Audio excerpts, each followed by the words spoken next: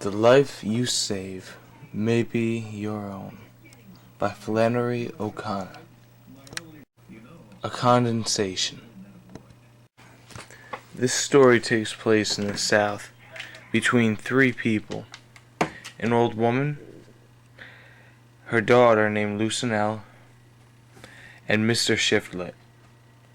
It's a funny name, I know, but it's his name. On their porch sits Lucinelle and an old woman, of whom is her mother. The old woman notices a man coming towards the house. The old woman says, "Oh boy, look, it's a tramp. He must be of no harm. Oh, and look, he's got a stub for an arm. Oh boy." So, because of this, the man is allowed to go up to the house without any fuss. After Mr. Shiflet and the old woman kind of get to know each other, he tells her, "I'd give a fortune to live where I could see me a son do that every evening." She then says, "Does it every evening?" Which could come as a surprise to Mr. Shiflet. All of a sudden, Mr. Shiflet notices a car. It's a beauty of a car, let me tell you. 1928, 1929 Ford. They remarked that they hadn't driven it in 15 years ever since the old woman's husband died, but it could be fixable. That's at least what the man thought. After being questioned about where he came from and who he was asked what he did for a living, to which he said, "I'm a carpenter, but I lived a varied life. I did the jobs of the armed forces, ironically. I was an assistant undertaker at a parlor, and I was also a gospel singer. A very good one, I might add." The old woman said that he could work for food, but that he would actually have to stay in the car, which he didn't really mind because he considered the circumstances of people centuries ago. Immediately after he woke up, he began work on a roof of the garden house, hog pens, fence, and he also taught Lucinelle how to say birds. Basically, she went, "Bird, the bird," like, kind of like that, but he still taught her how to say a word, even though she'd never spoken in her life, ever before.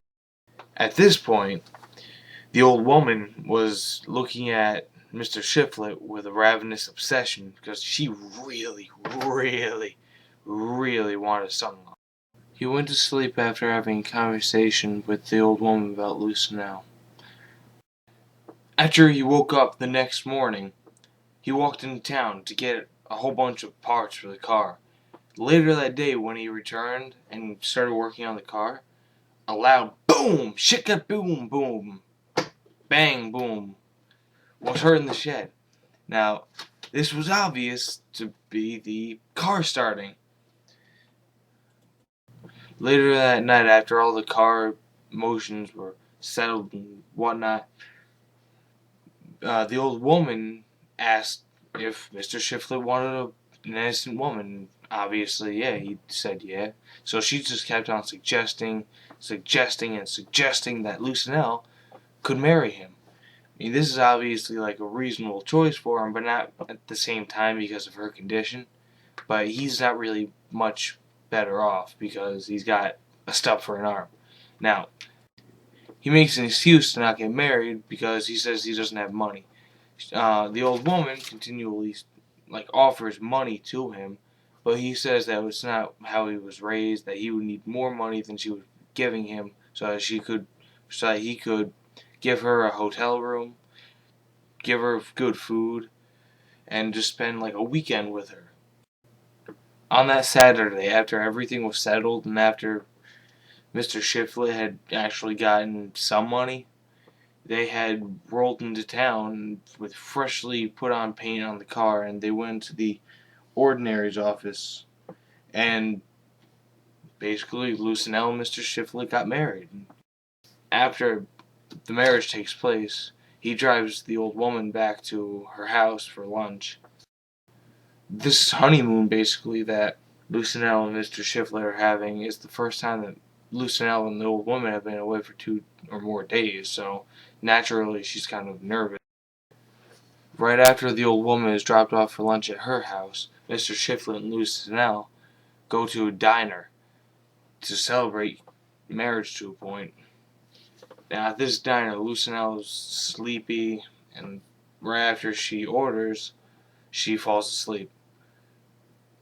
Mr. Shiflett pays for her meal, but when the person behind the counter asked who she was, Mr. Shiflett just said hitchhiker, and he left. As he was driving off, he actually saw some warning signs that said, "Drive carefully. The life you save may be your own." As Mr. Shiflett drove along, he saw a boy on the side of the road with a suitcase. He drove up to him and asked him if he wanted a ride, to which the boy just went into the guy's car. The first thing that Mr. Shiflett said to the boy was that Mr. Shiflett had the best mother in the world and that he reckoned that the boy only had the second best.